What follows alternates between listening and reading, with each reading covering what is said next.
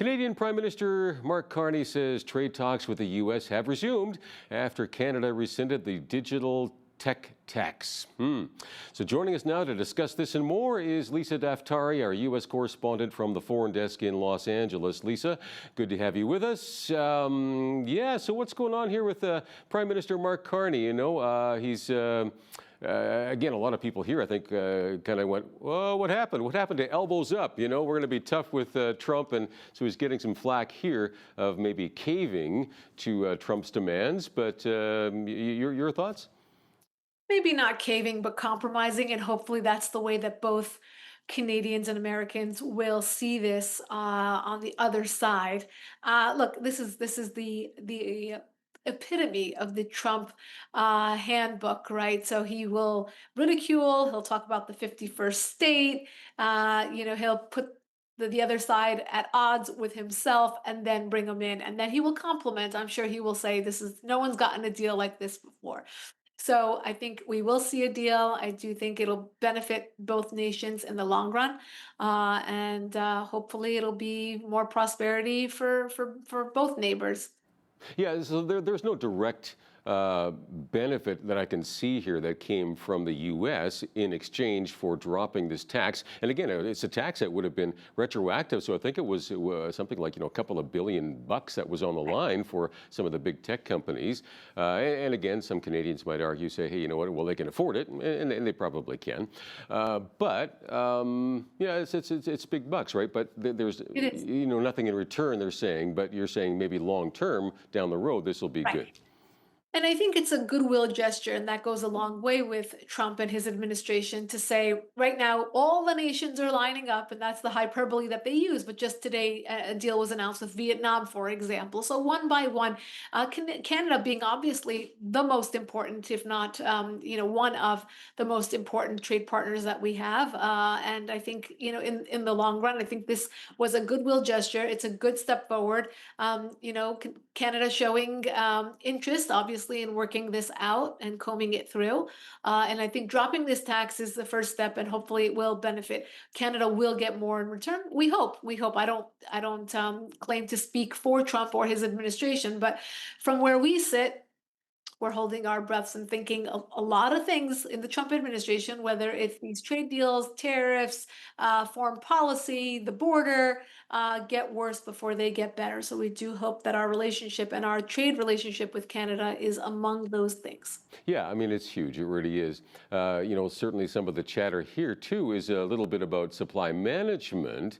And again, Trump has long demanded that Canada drop supply management, dealing, of course, with dairy, eggs, and poultry. It's basically a government subsidy that, potentially puts American competitors at a great disadvantage, and I can understand that. So will he insist on doing that? Here, of course, it's a huge risk if Carney were to actually drop that, because of Quebec is hugely vote rich. So when it comes time for the next federal election, they'd remember that for sure if Carney actually dropped supply management. So yeah. Yeah, well, maybe that will be his non-negotiable, and perhaps that is why he dropped the tech tax first and said, "Okay, here's what I'm doing. Now you're next," and try to start the ping ponging back and forth in that regard, and then he can stand his ground on what's important to Canadians. I think in the long run, again, this is very much and most economic equations are short term, long term. This in the short term may appear to be one thing, and in the long term be something else. But I do think that Carney is in a position to really show leadership here, and being fresh in that seat, I think he has a lot to prove to Canadians. A lot on the line, as you said, in the political future for Canada with regards to what stance he takes here. But I think it would actually hurt Canada again in the long run if he were to not play along and not get this deal done. So we'll see what the details are on the other side. But in the meantime, I think it's positive that we are taking a step forward with all of this. All right, let's hope so.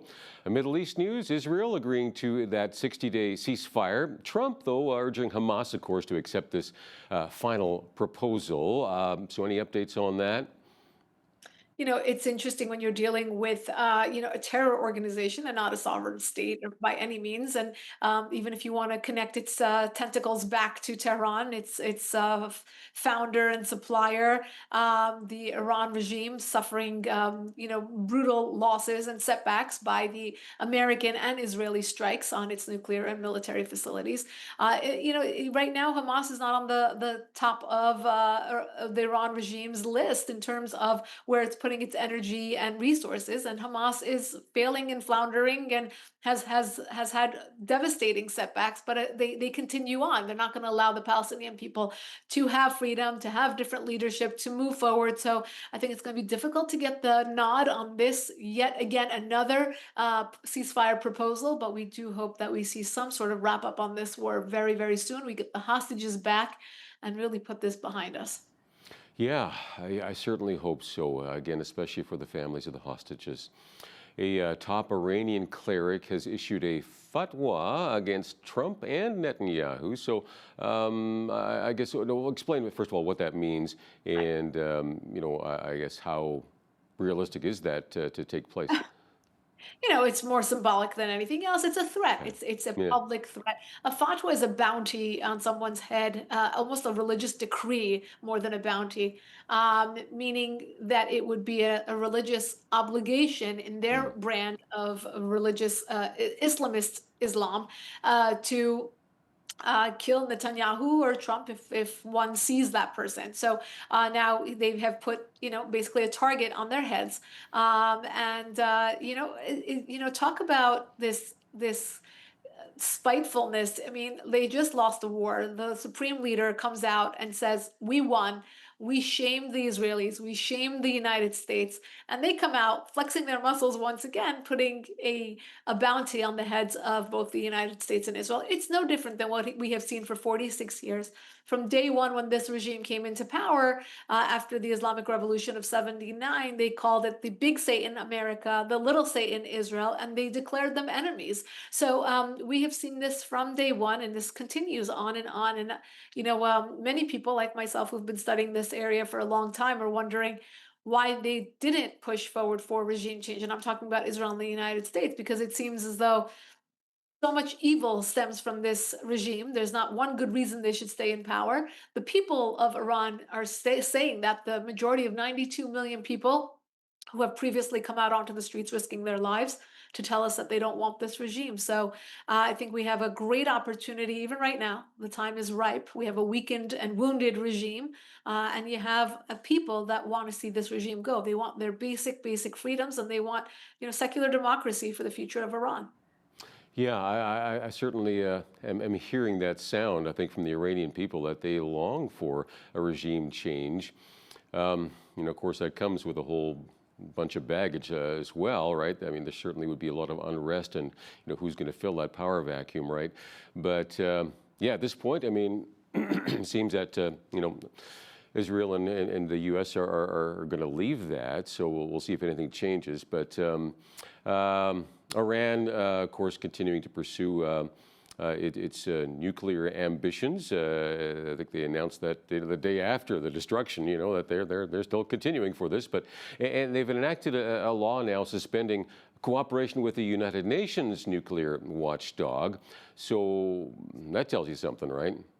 Absolutely, exactly right. So we knew this because even under the JCPOA, that was the 2015 nuclear deal that President Obama struck with Iran's regime, they were going around and finding loopholes and turning off surveillance cameras and rejecting or denying access to the IAEA inspectors. And the IAEA is the arm of the UN that is entrusted with surveillance of their nuclear program.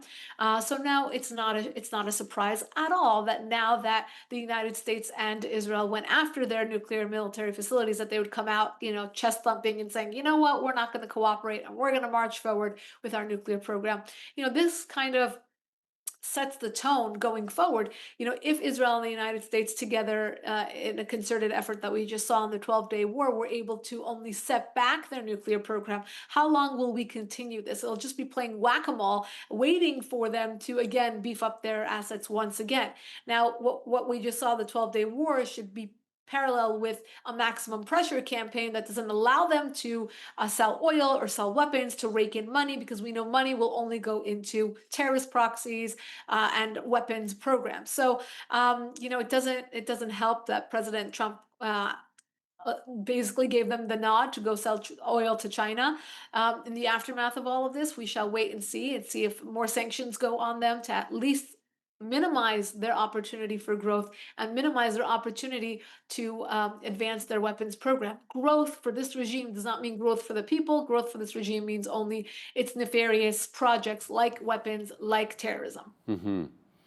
Now, last week, there were some intercepted phone calls that cast some doubt on whether or not, the nuclear facilities were, badly disabled or not. Now we're hearing from the Iran's foreign minister that, the U.S. did actually, those bombings seriously damaged the Fordo nuclear site. And so I guess what do we believe? Is this, maybe, is the foreign minister, telling the truth, or is he hiding it in order to maybe it wasn't damaged that much and just wants the U.S. to think it was? You know what, Paul? The issue is we have to stop our journalists from taking information from the Iran regime, from the Gaza Health Ministry, from all these nefarious actors that have no reason to tell the truth whatsoever. Who I do believe are the war experts, the military experts here in the United States, who are saying that there was severe damage done. These were significant hits.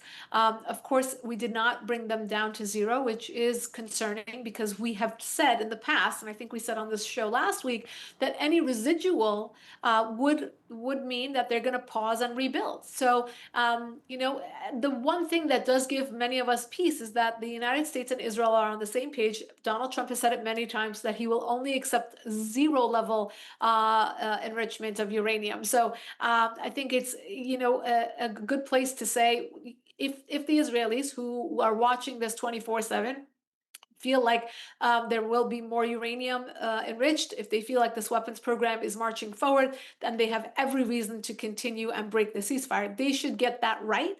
Obviously, it's an existential threat for them, and which is why they are watching it very closely. Okay, we'll see what happens. Russia claiming it's made some more gains in the Ukraine war there, as the U.S. now, of course, is focusing so much attention on Iran.